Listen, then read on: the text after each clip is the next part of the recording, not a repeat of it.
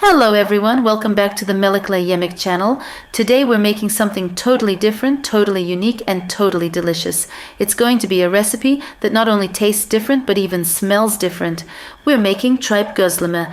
So let's get started and I hope you enjoy watching.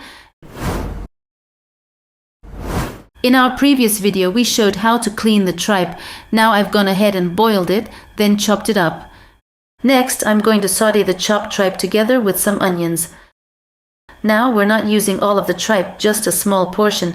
I've set aside enough tripe to make about 15 gözleme in total. Let's first prepare the filling. We'll start with 2 large onions. You can use more if you like, or even skip them entirely. But I really think onion goes beautifully in savory pastries like this, especially with tripe. You can either finely chop the onions by hand or do what I did and blend them until smooth. I used a blender for the onions and now using that same blender, I'm blending the tripe. You want it a bit like ground meat, maybe even finer. If you want a chunkier texture that you can bite into, you can chop it coarsely instead. But personally, I prefer it blended like minced meat, so it blends right into the gözleme without big chunks showing up in every bite. Now that it's ready, I'm starting by sauteing the onion first since the tripe is already cooked. So don't add the tripe right away, onion goes in first. Add a good amount of olive oil or whatever oil you prefer, butter, sunflower oil, olive oil, anything works. Once the onions have softened a bit, I go in with the blended tripe. If you have a meat grinder, by the way, you could use that instead. It'll give you a coarser, meatier texture. You can run it through once or twice, depending on how fine you want it.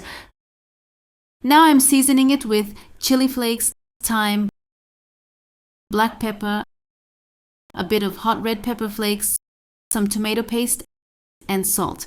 Of course, all the seasoning is completely up to your taste. You can make it spicier or milder as you like. Once the spices are in, I mix everything well and let the flavors come together.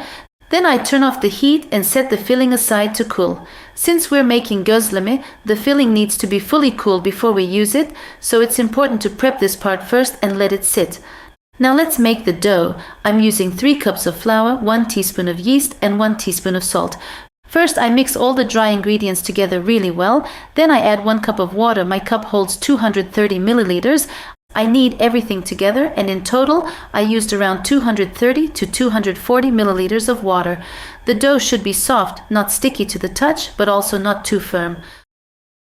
Once it's ready, I cover it loosely with a plastic bag, and while I let the dough rest, the filling will also sit and absorb its flavor fully. Even the juices in the filling will settle beautifully.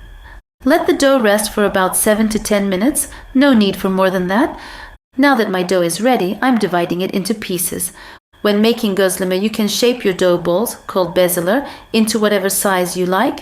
It really depends on the size of your rolling pin and the pan you'll be cooking on. I made 15 bezes in total, but you can definitely make them bigger or smaller. Smaller ones will give you more pieces, of course. So first I roll all the dough into bezes, then I start rolling them out one by one. I've let the bezes rest here for a bit. Starting with the first one I made, I begin rolling it out with a rolling pin. You can use either a rolling pin or a thin Turkish-style oklava, whichever you prefer. Like I said before, just roll out your dough according to the size of your pan. Don't be afraid to use flour while rolling. If you use too little, it might stick, but if you use too much, it might feel too powdery when you eat it, so find a nice balance. After rolling them all out, I lightly flour each one and fold them into a triangle shape like a muska. I stack them up gently so they don't stick together. Since I'm making 15 gözleme, I rolled them all out at once before cooking.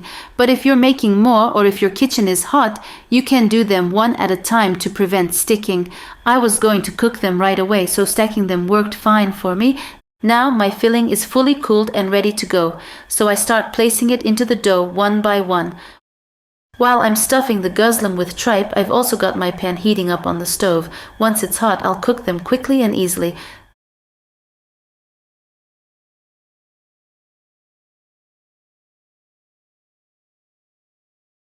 Now that the pan is hot, I place the gözleme on it. It cooks for about 1 minute on each side, so in just 2 minutes I can finish 2 gözleme. If you want, you can drizzle just a tiny bit of oil on top as they cook. It adds a beautiful flavor and a nice finish. By the way, a lot of you ask about this pan. It's a flat round tava without sides, kind of like a griddle or a shallow satchpan with a handle. That's the one I usually use for recipes like this. Now I've cooked all the gözleme and they're ready to serve.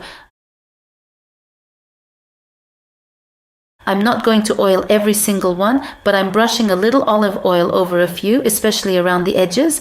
You could also brush on butter right after cooking while they're still hot. I used olive oil, but really it's up to you, or you can even skip the oil altogether. And just like that, we've made a gözlem with a totally unique flavor, texture, and smell. Oh, and by the way, this tripe gözleme isn't as strong smelling as tripe soup. In soup, you use the cooking water too, which makes the smell more intense. But here we don't use the broth. Plus, the spices and onions really blend with the tripe and help mellow out the smell. So it ends up being a totally different flavor, something we're not really used to, but if you try it, I promise you'll experience something new and different.